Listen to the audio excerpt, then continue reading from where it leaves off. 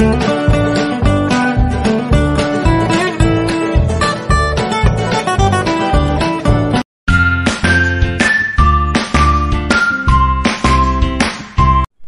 Friends, అందరికీ నమస్కారం అండి. అందరికీ కూడా మకర సంక్రాంతి శుభాకాంక్షలు అండి.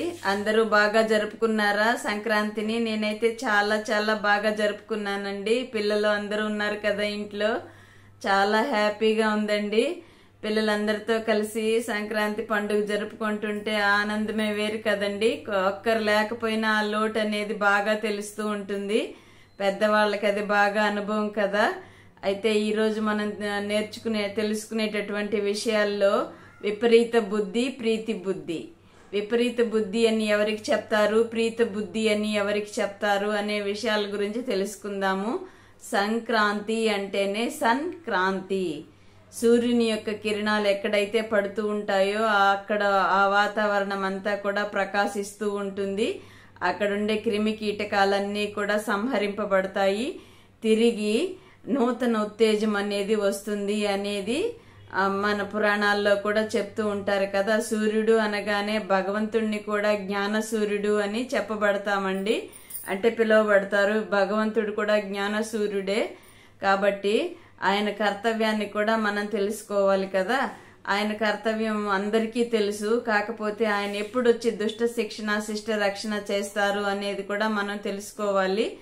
దుష్ట శిక్షణ అంటే దుర్మార్గాలు పెరిగిపోయినప్పుడు దుష్టుల్ని శిక్షిస్తారు. శిష్టులు అంటే సన్మార్గంలో నడిచే వాళ్ళని, ఆయన చూపెట్టిన మార్గంలో నడిచే వాళ్ళని రక్షిస్తారు అనే దానికి గుర్తుగా దుష్ట శిక్షణ శిష్ట రక్షణ అని చెప్పారు. అయితే ఇప్పుడు మనము విపరీత బుద్ధి, ప్రీతి బుద్ధి అనే వాళ్ళ ఆ రెండు రకాల మనుషుల గురించి తెలుసుకుందాము. భగవంతుడు ఎన్ని చెప్పినా సరే విపరీత బుద్ధిలుగా అయ్యి వ్యతిరేకంగా మాట్లాడుతూ ఉంటారు. అవును, అలా జరగదు, ఇలా జరగదు, అలాగ అందరూ చేస్తున్నారు కదా, ఇలాగ అందరూ చేస్తున్నారు కదా, అలా నడుచుకోవచ్చు, ఇలా నడుచుకోవచ్చు అనే సొంత మతం, అంటే మన్మతము అని చెప్తారు. మనుషుల యొక్క మతం ప్రకారం నడుచుకుంటారు. వాళ్ళు ఎవరు చెప్పినా వినరండి. చెప్పినా ఈ చెవితో వింటారు, ఈ చెవితో వదిలేస్తూ ఉంటారు. అలాంటి వాళ్ళని ప్రీతి బుద్ధికి బదులుగా విపరీత బుద్ధి అని పిలువబడతారండి. ఏమిరా నీకు ఈ విపరీత కాలము అంటారంటే మనుషుల మతం. వాళ్ళ బుద్ధికి ఎలా తోచితే అలా నడుచుకుంటూ ఉంటారు, మనుషుల మతం. ఇంకొకటి ఈ మనుష్య మతం జతలో పరుల మతం, ఇంకొక మనిషి చెప్పే మతం ప్రకారం నడుచుకుంటారు. వాళ్ళు వాళ్ళకి ఎవరి మీద అయితే నమ్మకం ఉంటుందో వాళ్ళు చెప్పే విషయాల మీదనే వీళ్ళు కూడా నడుచుకుంటారు. ఇది మనుషుల మతము మరియు పరమతం. పరుల నుండి నేర్చుకునేటటువంటి విషయాల ద్వారా వాళ్ళ జీవనం జరుగుతూ ఉంటుంది. భగవంతుడు చెప్పినవన్నీ కూడా పెడచెవిన పెట్టేస్తారు, అంటే ఈ చెవితో విని ఆ చెవితో వదిలేస్తారు.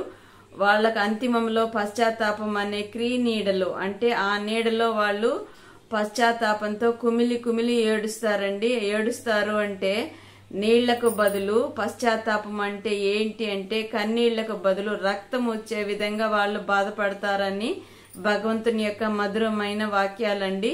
కాబట్టి మనం ఇంతకు ముందు కూడా సమయాన్ని టీచర్గా చేసుకోవడానికి బదులుగా మనమే స్వయం టీచర్ కావాలి అని మనం నేర్చుకున్నాం కదా.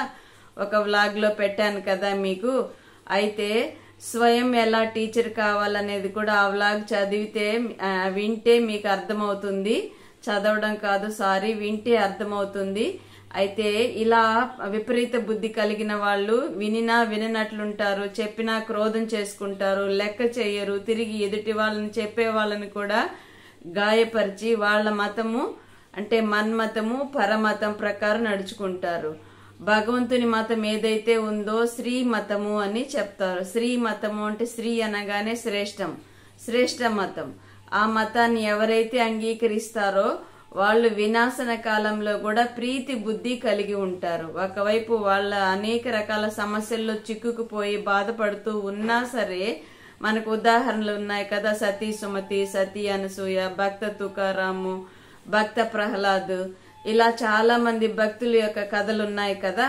వాటన్నింటి సారం ఏంటి అంటే ప్రీతి బుద్ధి విజయంతి, విపరీత బుద్ధి వినశ్యంతి. ప్రీతి బుద్ధి కలిగిన వాళ్ళు భగవంతుడు మీద నమ్మకం దృఢ నిశ్చయంతో ఎవరు ఎన్ని బాధలు పెట్టినా, ఎలాంటి పరిస్థితులను తీసుకొచ్చినా, ఎలాంటి ఇబ్బందులకు గురి చేసినా సరే వాళ్ళు భగవంతుడి స్మృతితో చాలా తేలికగా వాటిల్ని దాటుకునేస్తారండి. విపరీత బుద్ధి కలిగిన వాళ్ళు ఏంటి అంటే మంచి వాళ్ళను బాధ పెట్టు, హింసించి ఆనందపడడం, ఇది విపరీత బుద్ధి. ఈ విపరీత బుద్ధి కలిగిన వాళ్ళకి కూడా ఉదాహరణలు ఉన్నాయి కదా. భక్త ప్రహ్లాదుని తండ్రి, సతీ సుమతి వాళ్ళ భర్త, ఇలాంటి ఉదాహరణలు మనకు కథల్లో వస్తూ ఉంటాయి. అంటే వీళ్ళు విపరీత బుద్ధి, వీళ్ళు ప్రీతి బుద్ధి.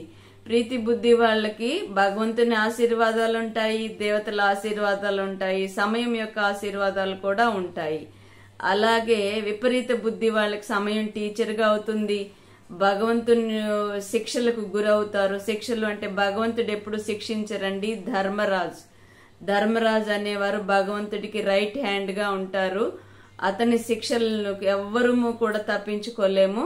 ఆ ధర్మరాజు యొక్క శిక్షల్ని తప్పించుకోవాలి అంటే ఇప్పుడు మనం భగవంతుడు ఏ మతం అయితే మనకిచ్చారో శ్రీ మతము, ఈ విధంగా నడుచుకోవాలి. ఎదుటి వాళ్ళకి దుఃఖాన్ని ఇవ్వకూడదు, ఎదుటి వాళ్ళకి బాధించకూడదు. ఎలాగైతే మనకు ఒక మతాన్ని ఇచ్చి ఆ మతం గీత లోపలే ఉండమని నిర్దేశించారో ఆ విధంగా నడుచుకున్న వాళ్ళకి విపరీత కాలంలో కూడా వాళ్ళకి భగవంతుడే రక్షకుడయ్యి వాళ్ళని ఈ ఒడ్డు నుండి, ఈ దుఃఖ ప్రపంచం నుండి సుఖ ప్రపంచంలోకి తీసుకుని వెళ్తారు. అందుకే మనకు కథల్లో అనేక రూపాలుగా మనకు తెలియచేయబడింది. అయితే మనకు మనం చెక్ చేసుకోవాలి. ఏదైనా పరిస్థితులకు అంటే బాధపడుతూ ఉన్నాము అనుకోండి, అప్పుడు మనకు మనం చెక్ చేసుకోవాలి. నేను నా మతం ప్రకారం నడుస్తున్నానా, లేదా పరుల మతం ప్రకారం నడుస్తున్నానా, లేదా భగవంతుడు నేర్పినటువంటి మంచి వాక్యాలు, మంచి నడవడికలలో నేను నడుచుకుంటున్నానా అనేది చెక్ చేసుకోవాలి. ఒకటేమో భగవంతుని మతం శ్రేష్ఠ మతం, ఒకటేమో మనుషుల మతం అంటే నా మతం. మనిషి అంటే నాకు నేను నిర్ణయించుకునే మతం, మన్మతం, నా మనసుకు నచ్చినట్టు నేను నడుచుకోవడం మన్మతం. పరమతము అంటే ఇతరులు చెప్తే వినడము, ఆ విధంగా నడుచుకోవడము. అయితే మనకి ఏ మతం ప్రకారం నడుచుకోవాలి అనేది మనకు మనమే మార్గ నిర్దేశకులుగా అవ్వచ్చు. దీన్ని బట్టి మనకు అర్థమయ్యేది ఏంటి అంటే ఏదైతే మనకు శ్రేష్టంగా మంచిగా అనిపిస్తుందో, ధర్మరాజు శిక్షల నుండి మనం ఏ విధంగా అయితే రక్షించుకోగలమో ఆ మతం ప్రకారం నడిచినప్పుడే కదా మనకు ఆనందం లభిస్తుంది. కాబట్టి మనకు మనం చెక్ చేసుకోవాలి. ఈ జన్మలోనే కాదు, మరి జన్మలో ఇంకొక జన్మలో కూడా మనకు భగవంతుడి ఆశీర్వాదాలు లభించాలి అంటే ఆయన మతం ఏదైతే ఉందో అహింసకులుగా కండి, మర్యాద పురుషోత్తములుగా కండి అని ఎలాగైతే మహిమలు చేయబడ్డాయో అవన్నీ కూడా మానవ మాతృలకే సాధ్యమవుతాయండి. జంతువులు, పక్షులు ఆ విధంగా నడుచుకోలేవు కదా. కాబట్టి మనకు మనం నిర్ణయించుకోవాలి ఏ మతం ప్రకారం మనం నడవాలి. ఈ వ్లాగ్ కానీ మీకు నచ్చినట్లయితే like, share, subscribe please children's. Like చేయండి. ఇలాంటి వాక్యాలు వింటున్నప్పుడు మనసు ప్రశాంతతను కోరుకుంటూ అనుభవం చేస్తుంది. ఆఖరి వరకు వినండి. ఆఖరి వరకు విని నచ్చినట్లయితే ఒక లైక్ చేయండి చిల్డ్రన్స్ ప్లీజ్.